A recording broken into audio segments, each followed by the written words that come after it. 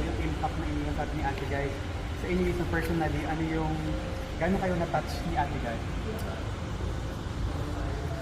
Unang-una, she's my idol, she's my kumadre.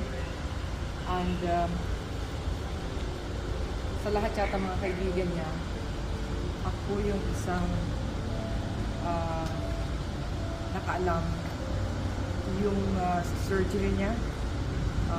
We had a communication, and after her surgery, she texted me that she's okay, na nagpapasalamat siya sa akin. Hindi ako makapaniwala kasi we're talking, we're texting every day.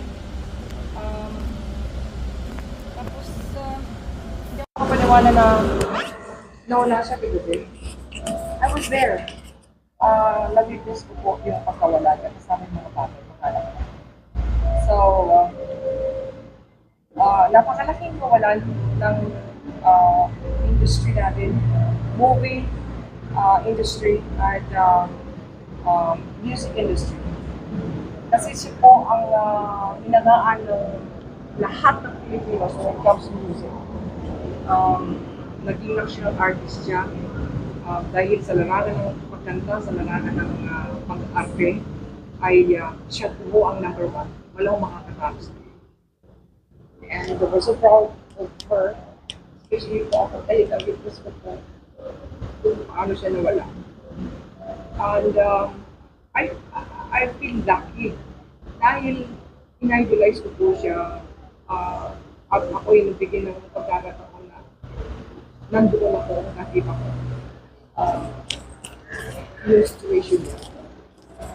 And I'm also lucky nung nangyari ka dito.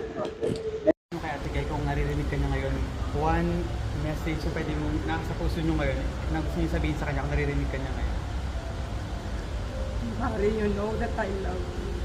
Alam mo yun, sabi mo sa akin, huwag kitang pababayaan, hindi kitang pinabayaan. I was there for you. To the last minute, alam mo yan.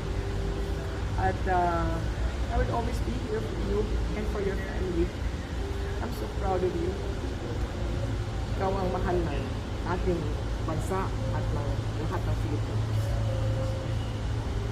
You are the only superstar. And congratulations again dahil ikaw ang aming